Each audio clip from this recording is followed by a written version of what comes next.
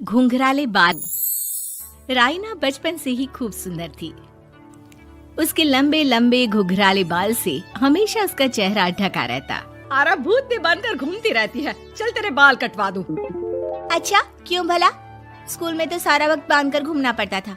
अब तो मैं कॉलेज जाऊंगी और बाल खोल कर घूमूंगी। हाँ।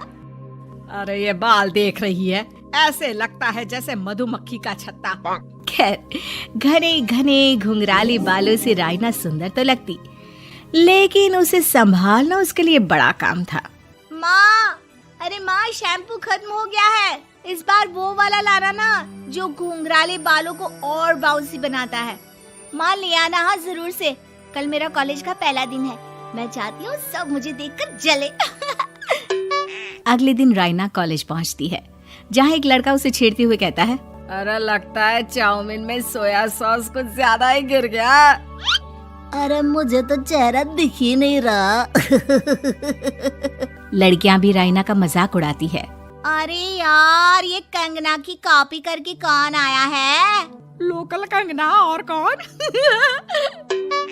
राइना को सभी पर गुस्सा आता है, लेकिन वो कुछ नहीं कहती। स्कूल में तो बाल बंधे ही रहते थे, लेकिन कॉलेज में राइना एक लड़की से कहती है, हाय, मेरा नाम राइना है, मुझे आर्ट्स डिपार्टमेंट में जाना है। कहाँ से है रास्ता?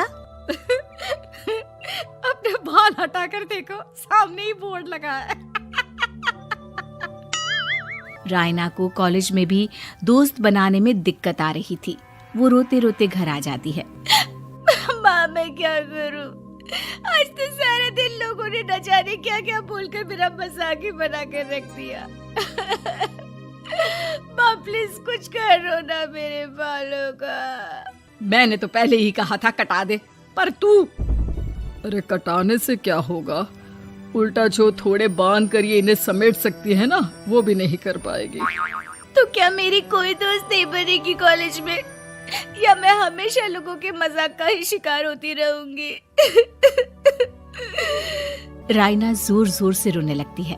तभी उसका छोटा भाई आ जाता है और राइना के बालों के बीच एक पेंसिल छुपा देता है। तभी उसका दोस्त भी पीछे से आ जाता है। अरे ढूंढो ढूंढो, कहाँ है पेंसिल? मैं नहीं बताऊंगा। दोस्त काफी कोशिश करता है, लेकिन उसे पेंसिल नहीं मिलती। वो वहाँ से चला जाता है। थैंक्स दी, आज आपके बालों ने तो मुझे बचा ही लिया। अच्छा, बहुत दिनों के बाद बालों को लेकर कुछ अच्छा सुनने को मिला। मुझे भी पहले लगता था कि मेरे बाल सबसे सुंदर है, लेकिन अब पता चला।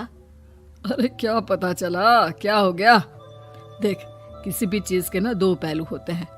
या तो तुम बालों से ही लोगों का मन जीतो, या फिर रोती रहो। अब ऐसे घने बाल तो तुम्हें भगवान ने दिए हैं। राइना को पिता की बात समझ में आ जाती है। वो सोच लेती है कि जिन बालों के कारण वो कॉलेज में एक भी दोस्त नहीं बना पा रही है, उन्हीं बालों से वो दोस्तों की लाइन लगवा देगी। अगले दिन कॉलेज में डेस्क में राइना बालों को आगे कर लेती है और लोगों को लगता है कि राइना का चेहरा पीछे है, लेकिन राइना घने घुंघराले बालों को हटाकर हंसने लगती है। देखा मेरे बालों का कमाल, इससे मेरा चेहरा भी नहीं दिखता और मैं चलती क्लास में सो भी सकती हूँ। सभी राइना को देखकर हंसने लगते हैं।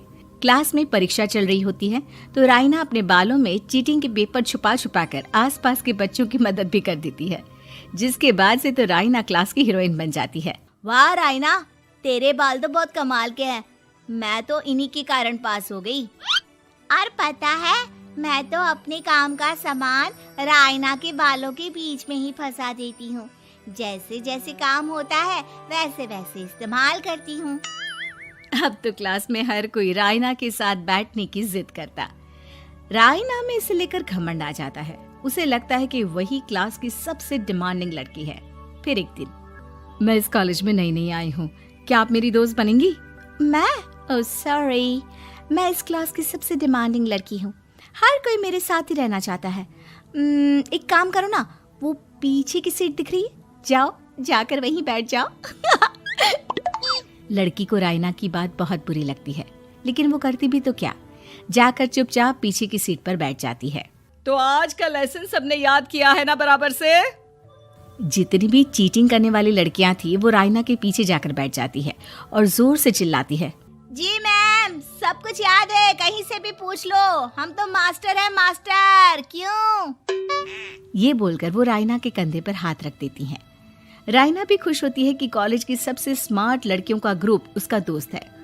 पीछे बैठी वो लड़की देखती है कि कैसे मैडम के सवाल लड़कियां रायना के सर को देखकर दे रही है।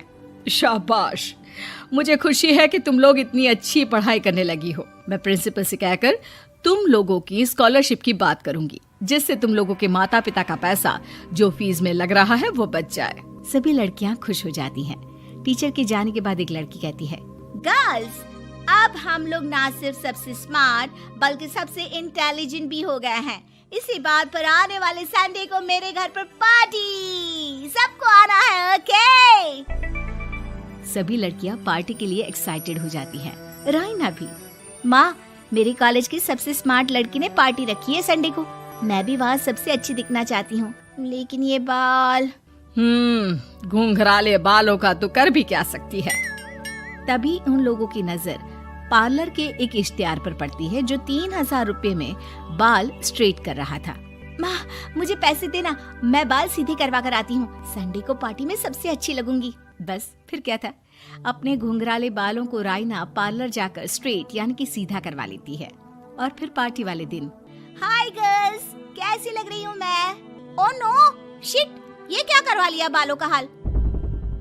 और जिसके घर पार्टी थी वो लड़की, अरे ये क्या करवा लिया? तुम्हें मालूम नहीं है, जिस बालों में चीटिंग रखकर हम लोग टीचर के अगर इम्प्रेशन जमाते थे, उन बालों को तुमने। अरे हमें तो स्कॉलरशिप भी मिलने वाला था, अब तुमने बाल सीधे करवा लिए। अब तुम हम लोगों के लिए किसी काम की नहीं हो। अरे लेकिन हम दोस्त तो है ना, क्या मैं अच्छी नहीं लग रही हूँ? हमें तेरे अच्छे और बुरे लगने की कोई जरूरत नहीं है।